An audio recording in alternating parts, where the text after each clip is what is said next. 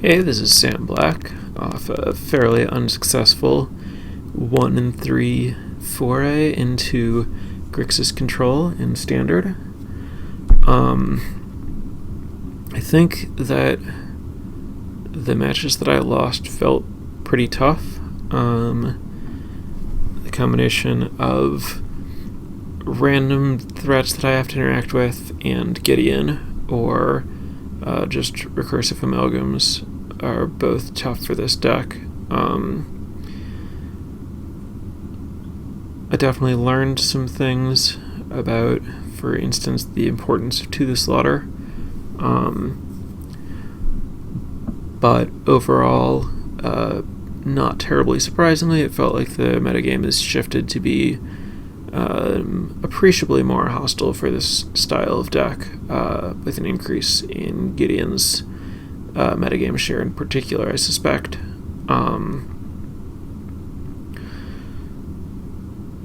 Gideon, for its entire existence, has been one of the best cards against control, so it's not exactly the case that there's just any easy way to fix that. Obviously,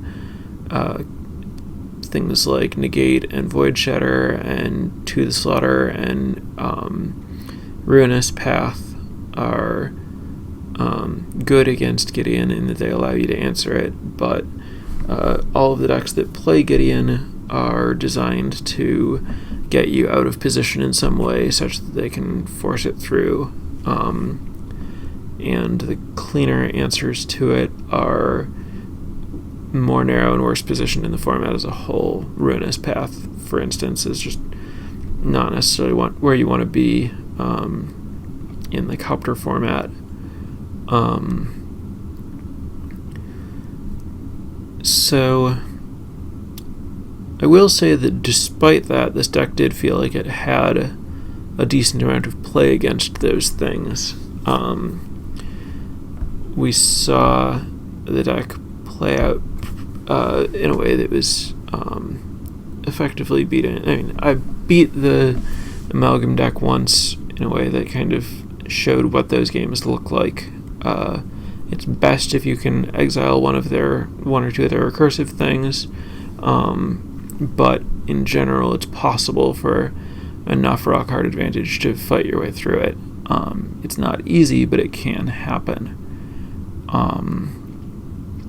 I wonder if Dynavolt Tower is the right way to fight that kind of stuff. It gives you a recurring answer to recurring threats, and it's not the cleanest answer to Gideon, but there are spots where you can activate it twice to kill Gideon. In general, I think that my takeaway from playing this deck is that it is a good deck. While none of the matchups I played felt like clear blowouts or anything, it did feel like the deck was playing out smoothly and had enough advantage in the late game to take over. But at the same time, I'm definitely worried about how the metagame is developed to attack decks like this. I think that it is not where I would recommend someone go unless this is very much their kind of deck and they feel comfortable playing it very precisely. It's definitely one where you have to know exactly how many hits you can take to leave up mana to stop them from resolving a Planeswalker, since this deck is not great at answering Planeswalkers. And you have there's a decent amount of navigating the combination of sorcery speed and instant speed plays and figuring out when you can afford to cast a sorcery versus when you need to leave up an instant or even represent an instant that you don't have, since it is a deck that can be tough for the opponent to play around if you have mana open.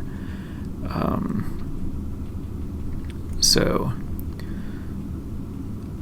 I still don't feel quite at a place to say how I think the deck should change moving forward, aside from considering a return to Dynavault Tower, or shift to, depending on how you've viewed this deck historically.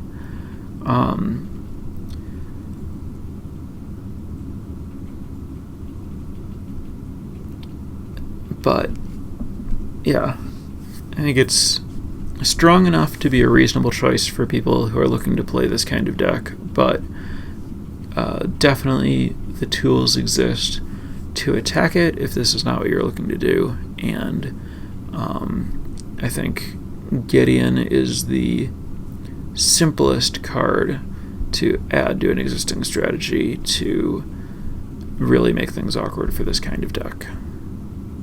So that would be my biggest takeaway. Play more Gideons if you want to beat control decks.